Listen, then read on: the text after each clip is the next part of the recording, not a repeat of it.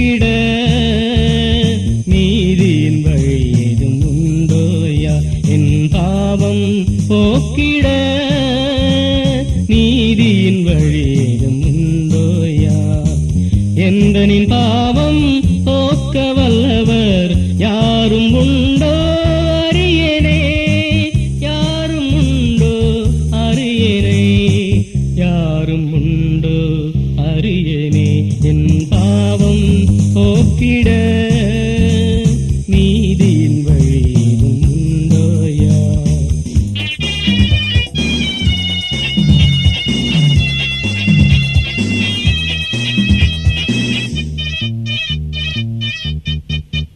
சிற்றின்பத்தில் மூழ்கிய நான் வாழ்வில் தோல்வியை அடைந்தேன் ஐயா. சிற்றின்பத்தில் மூழ்கிய நான் வாழ்வில் தோல்வியை அடைந்தேன் ஐயா. கல்வியை இழந்து பெற்றோரை மறந்து, கல்வியை இழந்து பெற்றோரை மறந்து பாவத்தை ருசித்து வெறுத்தேனே. நிலையில்ல உலகில் வாழ்க்கை எதற்கு? நிலையில்ல உலகில் வாழ்க்கை எதற்கு? சாவின் முடிவே நிம்மதி. ஐயோ எங்கு சமாதானம்? ஐயோ எங்கு சமாதானம்? என் பாவம் போக்கிட நீதியின் வழி உண்டோயா? என் பாவம் போக்கிட நீதியின் வழி உண்டோயா? எந்தனின் பாவம் போக்க வல்லவர் யாரும் உண்டோ அறியேனே? யாரும் உண்டோ அறியேனே? யாரும் உண்டோ அறியேனே? யாரும் உண்டோ அறியேனே? அன்பார்ந்த நேயர்களே, யாரிவன் நிகழ்ச்சிக்கு உங்களை வரவேற்பதில் மிக்க மகிழ்ச்சி அடைகிறேன். வேலை செய்கிறவனுக்கு கூலி அல்லது சம்பளம் உண்டு. நாம் தெய்வத்திற்கு பிரியமில்லாத அவருடைய சட்டங்களை மீறுகிற வாழ்க்கையை வாழ்வோமானால் அதற்கும் ஒரு சம்பளம் உண்டு. நம்முடைய வாழ்க்கையையும் குறித்து நம்மை படைத்த தெய்வத்திடம் ஒரு நாள் கணக்கு கொடுக்க வேண்டும். மனிதனுடைய வாழ்க்கை மரணத்துடன் முடிவடைவதில்லை என்று பரிசுத்த வேதாகமம் தெளிவாக சொல்லுகிறது. தெய்வத்துக்கு விரோதமான வாழ்வுக்குரிய சம்பளம் என்ன என்பதையும் அதிலிருந்து தப்புவது எப்படி என்பதையும் பரிசுத்த வேதாகமத்திலிருந்து நமக்கு விளக்க வருகிறார் பாஸ்டர் ஜான் மார்க் அவர்கள். கிறிஸ்துவுக்குள் அன்பானவர்களே, உங்கள் எல்லாருக்கும் கர்த்தராகிய இயேசு கிறிஸ்துவின் நாமத்தில் யார் இவர் என்ற இந்த நிகழ்ச்சியின் மூலமாக சந்திப்பதில் நான் மிகுந்த மகிழ்ச்சி உள்ளவனாக இருக்கிறேன். உங்கள் எல்லாருக்கும் என்னுடைய வணக்கங்களை தெரிவித்துக் கொள்கிறேன். இந்த நாட்களில் நீங்கள் நிறைய செய்திகளை கேட்கலாம். ஆனால் இந்த செய்தியானது உங்களுடைய வாழ்க்கைக்கு மிகவும் தேவையான அவசியமான ஒரு செய்தியாக இருக்குது. அதனால் கொஞ்ச நேரம் கவனத்தோடு இதை நீங்கள் கேட்கும்படியாக உங்களை அன்போடு கூட தெரிவிக்கிறோம். வேதத்தில் இப்படி ஒரு வசனம் சொல்லியிருக்கு. ரோமர் அப்படின்ற ஒரு புஸ்தகத்திலிருந்து 6ஆம் அதிகாரம் 23ஆம் வசனத்தில் இப்படி வாசிக்கிறோம். பாவத்தின் சம்பளம் மரணம், தேவனுடைய கிருபை வரமோ நம்முடைய கர்த்தராகிய இயேசு கிறிஸ்துவினால் உண்டான நித்திய ஜீவன். இந்த வசனத்தில் நீங்கள் கவனித்து பார்த்தீங்க அப்படின்னு சொன்னால் சம்பளம் அப்படின்ற வார்த்தையை பார்க்கணும். சம்பளம் அப்படின்னா கூலி, சரிங்களா? இந்த உலகத்தில் தினக்கூலிக்கு வேலை செய்கிறவங்க இருக்கிறாங்க, வாரக்கூலிக்கு வேலை செய்கிறவங்க இருக்கிறாங்க, ஏன் மாத சம்பளத்துக்கும் வேலை செய்கிறவங்க இருக்கிறாங்க. வேறு சிலர் வியாபாரத்தில் அவங்க சம்பாதிச்சு அதனால அவங்க சம்பாதிக்கிறவங்க இருக்கிறாங்க. ஆனால் இந்த இடத்துல நாம் சம்பாதிக்கிற பணத்தை பற்றி இந்த இடத்துல பேசணும். இங்கே சொல்லியிருக்கு பாவத்துக்கான ஒரு கூலி, பாவத்துக்கான ஒரு சம்பளம் அப்படின்னு சொல்லியிருக்கு. அப்போது இந்த சம்பளம் யாருக்கெல்லாம் கிடைக்கும் அப்படின்னு பார்த்தீங்கன்னா பாவம் செய்யக்கூடிய எல்லாருக்கும் கிடைக்கும். எல்லாருக்கும் கிடைக்கக்கூடிய ஒரு கூலி. யார் பாவம் செய்திருக்கிறார்கள் அப்படின்னு யோசித்தா இதே பைபிள் ரோமர் 3:23 வாசிக்கிறோம். எல்லோரும் பாவம் செய்து அப்படின்ற வார்த்தையை பார்க்கணும். வித்தியாசமே இல்லை, எல்லோரும் பாவம் செய்து. எந்த வித்தியாசம் இல்லை?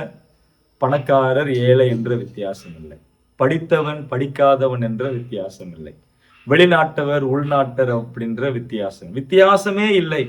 எல்லோரும் பாவம் செய்திருக்கிறார்கள். அப்போ எல்லோரும் பாவம் செய்திருக்கிறார்கள் அப்படின்னா இந்த கூலி யாருக்கெல்லாம் கிடைக்கும்? எல்லாருக்கும் கிடைக்கும். புரியுதுங்களா உங்களுக்கு? ஓகே.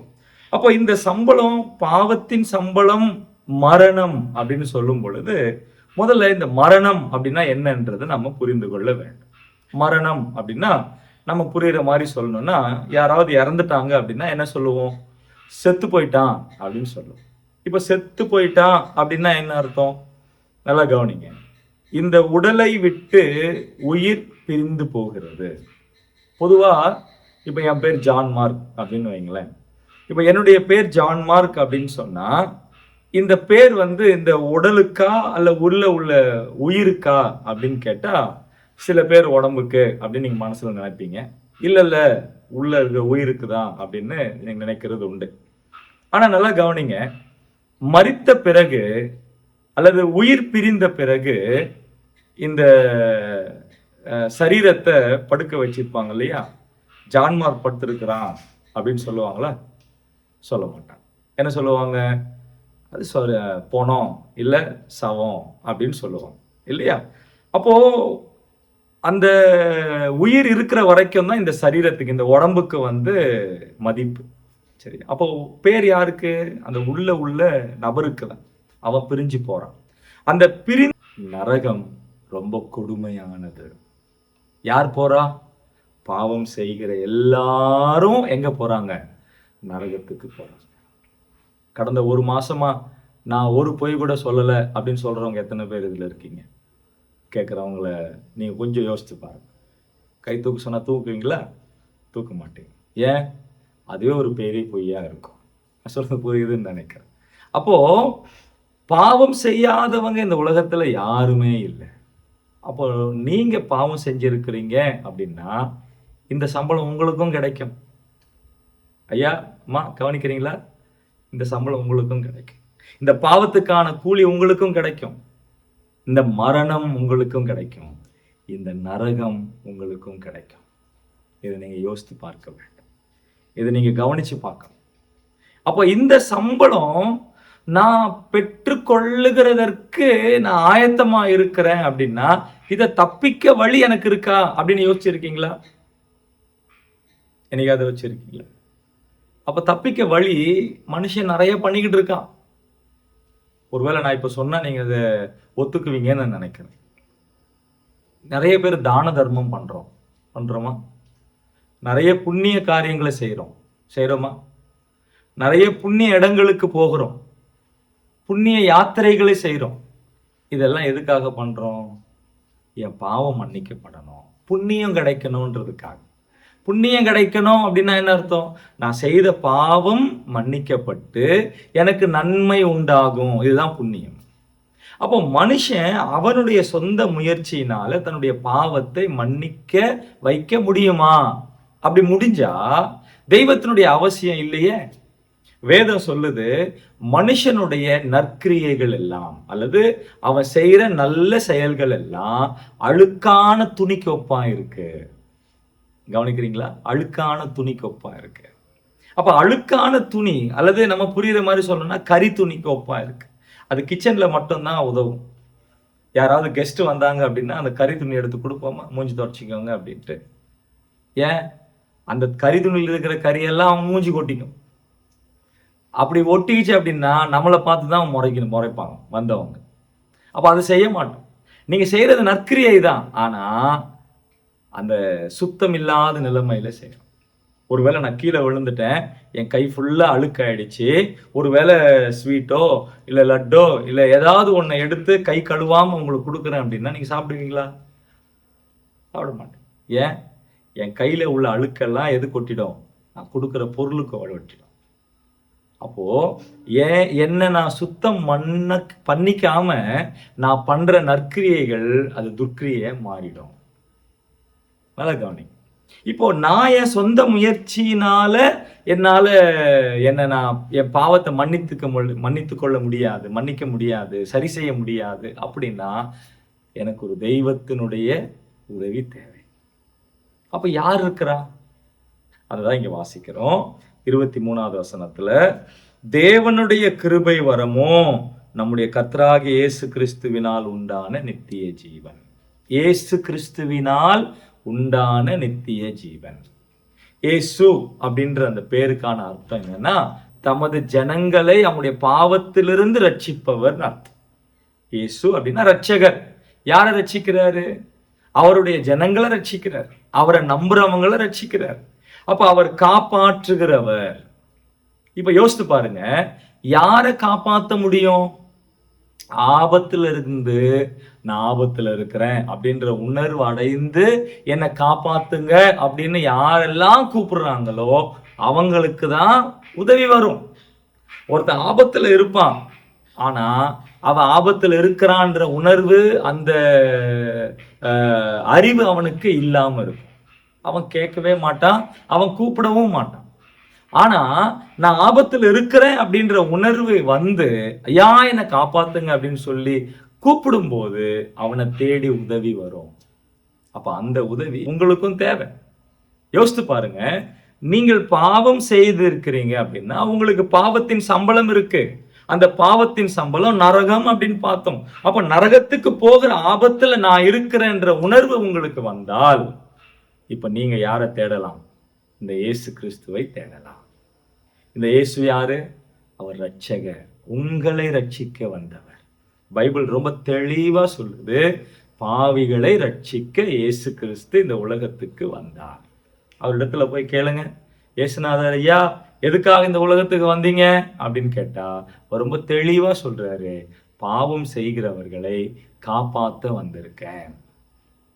அப்போ பாவம் செய்தவர்களை காப்பாற்ற வந்தேன் அப்படின்னா இப்ப ஆண்டவரிடத்துல வர்றவங்க எல்லாரும் பாவ மன்னிப்புக்காக தான் வராங்களா அப்படின்னா இல்ல.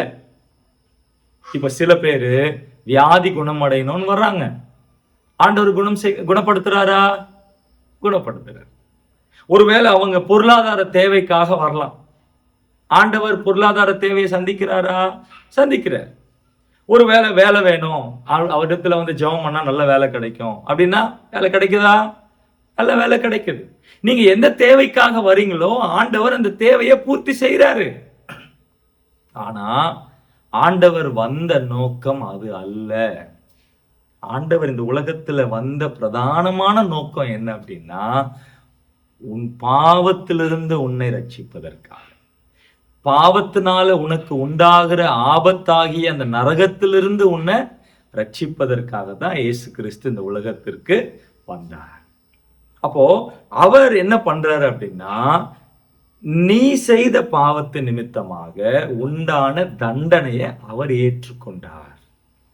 பைபிள் ரொம்ப தெளிவா சொல்லுது, அவர் பாவம் செய்யவில்லை, அவருக்குள் பாவம் இல்லை, அவர் பாவம் அறியாதவர் அப்படின்னு பைபிள் ரொம்ப தெளிவா சொல்லுது. அப்ப அவர் பாவம் செய்யல, அவருக்குள்ள பாவம் இல்லை, அவருக்கு பாவமே தெரியாது அப்படின்னா அவர் ஏன் சிலுவையில் அறையப்படணும்? என்னைக்காவது கேட்டிருக்கீங்களா அந்த கேள்வி? அப்ப அவர் சிலுவையில் அறையப்பட்டது அவர் செய்த பாவத்துக்காக அல்ல, உன்னுடைய பாவத்தை அவர் மேல் ஏற்றுக்கொண்டதினாலே அந்த பாவத்துக்குண்டான தண்டனை தான் இயேசுநாதர் சிலுவையில் அறையப்பட்டார். நீ செய்த பாவம், அவருடைய கையில் ஆணி அடிச்சாங்க, அவருடைய காலில் ஆணி அடிச்சாங்க, அவருடைய தலையில முக்கிரிடம் சுட்டுனாங்க, அவருடைய சரீரத்துல முழுமையா பெரம்பல் அடிச்சாங்க, சாட்டியால கிழிச்சாங்க, அவருடைய முகத்துல துப்புனாங்க, கன்னத்துல அரைஞ்சாங்க, அவருடைய தலையில கொட்டினாங்க, தாடி மயிரை பிடுங்கினாங்க. அவர் சிலுவையில செத்து போனாரு. யாருக்காக? அண்ணே அக்கா, உங்களுக்காக. நீ செய்த பாவத்துக்காக ஆண்டவர் கல்வாரி சிலுவையில மரித்தார். அவரை அடக்கம் பண்ணாங்க மரித்தவர். அவர் மண்ணோட மண்ணா போயிருந்தாருன்னா இன்னைக்கு அவரை பத்தி இன்னைக்கு பேச வேண்டிய அவசியம் இல்லை. ஆனா அவர் 3வது நாள் உயிரோடு கூட எழுந்தார். இன்றைக்கும் அவர் ஜீவிக்கிறவரா இருக்க, உயிரோடு இருக்கிற தெய்வம்.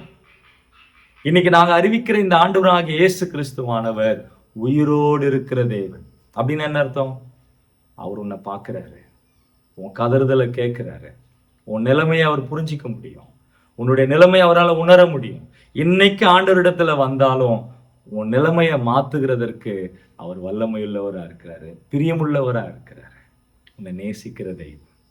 அப்போ இயேசு கிறிஸ்துவனிடத்தில் வந்து, ஆண்டவரே நான் பாவி, என் பாவத்தை மன்னிங்க, என்னை உங்களுடைய பிள்ளையா ஏற்றுக்கொள்ளுங்க, அந்த பாவத்தின் சம்பளமாகிய அந்த மரணம், அந்த நரகம் எனக்கு வேண்டாம் அப்படின்னு அவரிடத்துல நீங்க கேட்கும் போது உங்கள் பாவத்தை அவர் மன்னிக்கிறார்.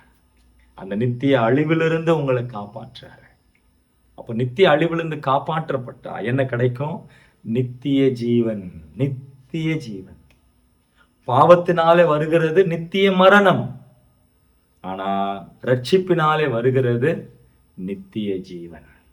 அப்போ நித்திய ஜீவன் அப்படின்னு என்ன அர்த்தம்? அழியாத வாழ்வு.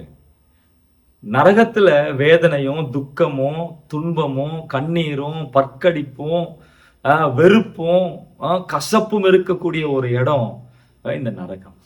ஆனா நித்திய ஜீவன் அப்படின்னா சந்தோஷம், சமாதானம், திருப்தியான வாழ்க்கை, தேவனோடு அமைதியான வாழ்க்கை, அவரோடு இணைஞ்சி மகிழ்கிற ஒரு சந்தோஷமான ஒரு இடம் தான் அந்த நித்திய ஜீவன்.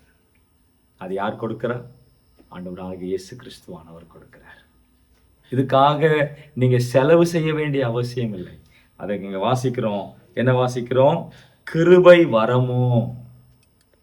கிருபை வரமோ. அது என்ன கிருபை வரமோ? வரம் அப்படின்னா கிஃப்ட் அப்படின்னு அர்த்தம். ஈவு.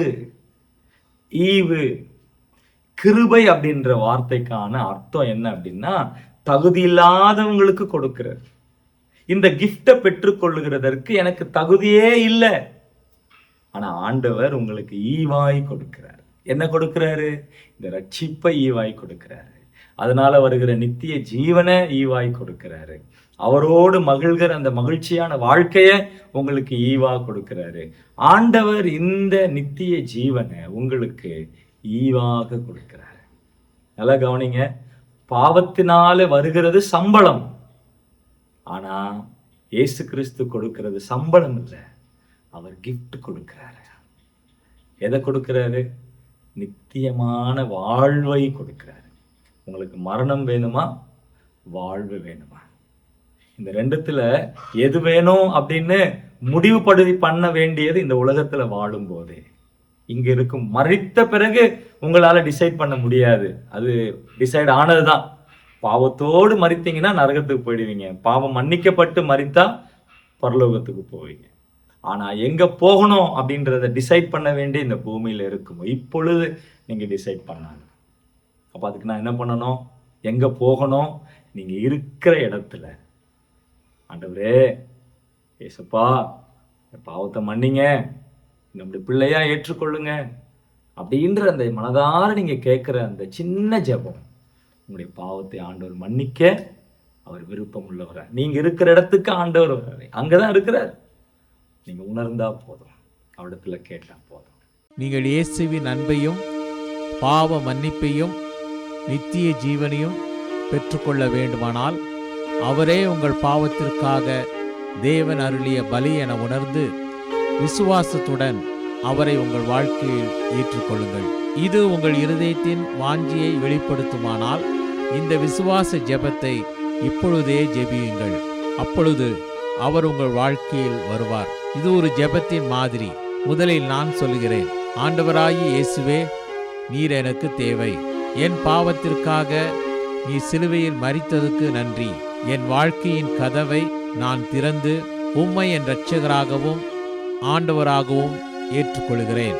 என் வாழ்க்கையை நீர் ஆட்கொண்டு நான் எப்படிப்பட்டவனாக இருக்க நீர் விரும்புகிறீரோ அப்படியாக என்னை மாற்றும். ஆமேன். இந்த ஜெபம் உங்கள் உள்ளத்தின் விருப்பத்தை வெளிப்படுத்துமானால் இப்பொழுதே நீங்கள் இருக்கும் இடத்தில் இந்த ஜெபத்தை ஜெபியுங்கள். நான் இந்த ஜெபத்தை ஒவ்வொரு வாக்கியமாக சொல்லும்போது நீங்களும் அமைதியாக சொல்லுங்கள். ஆண்டவராகிய இயேசுவே, நீர் எனக்கு தேவை. என் பாவத்திற்காக நீ சிலுவையில் மரித்ததுக்கு நன்றி. என் வாழ்க்கையின் கதவை நான் திறந்து உம்மை என் இரட்சகராகவும் ஆண்டவராகவும் ஏற்றுக்கொள்கிறேன். என் வாழ்க்கையை நீர் ஆட்கொண்டு நான் எப்படிப்பட்டவனாக இருக்க நீர் விரும்புகிறீரோ அப்படியாக என்னை மாற்றும். ஆமென். இப்பொழுது நீங்கள் இந்த விசுவாச ஜெபத்தை ஜெபித்துள்ளீர்கள். இயேசு கிறிஸ்துவை உங்கள் வாழ்க்கையில் வரும்படி அழைத்திருக்கிறீர்கள். அவரை வேண்டிக் கொள்ளும்போது அவர் வருவதாக வாக்களித்துள்ளதால் அவர் வாக்களித்தபடியே வந்துள்ளார் என்பதை நிச்சயமாய் அறிந்து கொள்ளுங்கள். மேலும் உங்கள் பாவங்கள் மன்னிக்கப்பட்டது என்றும் நீங்கள் தேவனுடைய பிள்ளையாகி நித்திய ஜீவனை பெற்றுக்கொண்டீர்கள் எனவும் உறுதி கொள்ளுங்கள். சின்ன ஜெபம் பண்ணுங்களா உங்களுக்காக. அன்புள்ள பிதாவே, இந்த அருமையான வேலைக்காகவும் நன்றியோடு துதிக்கிறோம், ஸ்தோத்திரிக்கிறோம். இந்த நேரத்திலும் கூட இந்த இணையதளத்தின் வழியாக அநேகரை சந்திக்க கர்த்தர் உதவி செய்து அதற்காக ஸ்தோத்திரம். இந்த ஆண்டவரே சேனல் மூலமாக இந்த செய்தியை கேட்டுக்கொண்டிருக்கிற பார்த்து கொண்டிருக்கிற ஒவ்வொருவருக்காகவும் இந்த சமூகத்தில் நாங்கள் ஜெபம் பண்ணுறோம். அவர்கள் உண்மையான தெய்வத்தை அறிந்து கொள்ளவும் பாவ மன்னிப்பை பெற்றுக்கொள்ளவும் இயேசு கிறிஸ்துவானவர் என்னுடைய பாவத்துக்காகத்தான் மன்னித்தார் என்று சொல்லி ஒவ்வொருவரும் புரிந்து கொண்டு அந்த பாவ மன்னிப்பை கேட்டு பெற்றுக்கொள்ள கர்த்தர் கிருபை பாராட்டும்படியாய் ஜெபிக்கிறோம். பாவத்தின் சம்பளம் மரணம், அது எங்களுக்கு வேண்டாம், ஆனால் நீர் ஆயத்தப்படுத்தின அந்த நித்திய ஜீவன் எங்களுக்கு வேணும் என்ற உணர்வோடு உம்மிடத்துல வந்து அதை கேட்டு பெற்றுக்கொள்ள கர்த்தர் கிருபை பாராட்டுங்க. பாவ மன்னிப்பை பெற்றுக்கொள்ள ஒவ்வொருவருக்கும் நீர் உதவி செய்தருளும்படியா உங்களுடைய வல்லமுள்ள கருத்துக்கு அவர்களை ஒவ்வொருவரையும் ஒப்புக் கொடுத்து யார் இவர் என்ற இந்த நிகழ்ச்சி மூலமாய் சந்திக்கிற இவர்களுக்காக ஸ்தோத்திரம். ஆசீர்வதிங்க, பலப்படுத்துங்க, நீர் போதுமானவராயிருந்து நடத்துங்க. இயேசு கிறிஸ்துவின் மூலம் ஜெபிக்கிறோம் எங்கள் ஜீவனுள்ள நல்ல பிதாவே. ஆமென். ஆமென். Thank you. God bless you.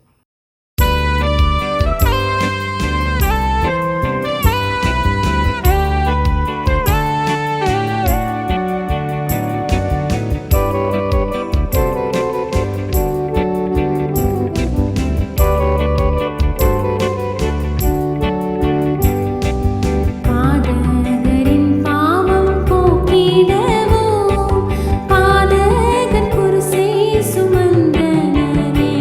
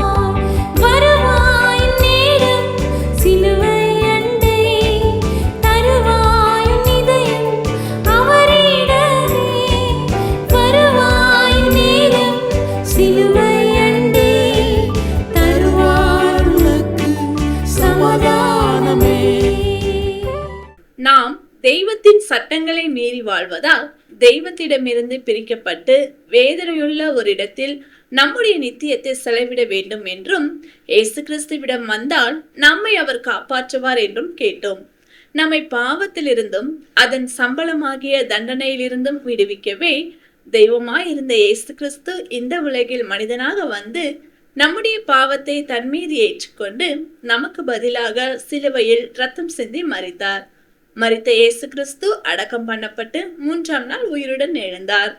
உங்களுடைய தவறுகளை இயேசு கிறிஸ்துவிடம் சொல்லி அவர் உங்களுக்காக மரித்தார் என்று நம்பி அவரை உங்கள் வாழ்க்கையில் ஏற்றுக்கொண்டு உங்கள் வாழ்க்கையை அவருடைய கரத்தில் ஒப்புக் கொடுக்கும் போது உங்கள் பாவத்தை மன்னித்து பாவத்திலிருந்தும் அதன் தண்டனையிலிருந்தும் உங்களை விடுவித்து மரணத்திற்கு பின் அவரோடு வாழும் ஸ்லாக்கியத்தை கொடுப்பார். இயேசு கிறிஸ்துவை ஏற்றுக்கொண்டு பாவத்தின் தண்டனையிலிருந்து தப்ப விரும்புகிறீர்களா? உங்களுக்கு ஆலோசனை கூறவும் உங்களுக்காக ஜெபிக்கவும் ஆவலாய் இருக்கிறோம். இந்த நிகழ்ச்சியை குறித்த உங்கள் கருத்துக்களையும் கேள்விகளையும் எங்களுக்கு தெரியப்படுத்துங்கள். எங்கள் முகவரி: ஒளியும் வாழ்வும் இயக்கம், C26, ஜெய்நகர், திருவெரும்பூர், திருச்சிராப்பள்ளி 620013. அலைபேசி எண் 7598137441 மற்றும் 9487007441. Email ID tv@lala.org.in. இவ்வளவு நேரம் இந்நிகழ்ச்சியை கண்டு கழித்தமைக்கு நன்றி. இயேசு கிறிஸ்துவின் மன்னிப்பை பெற்றுக்கொள்வதால் கிடைக்கும் உண்மையான நிம்மதி உங்கள் உள்ளங்களையும் இல்லங்களையும் நிரப்புவதாக.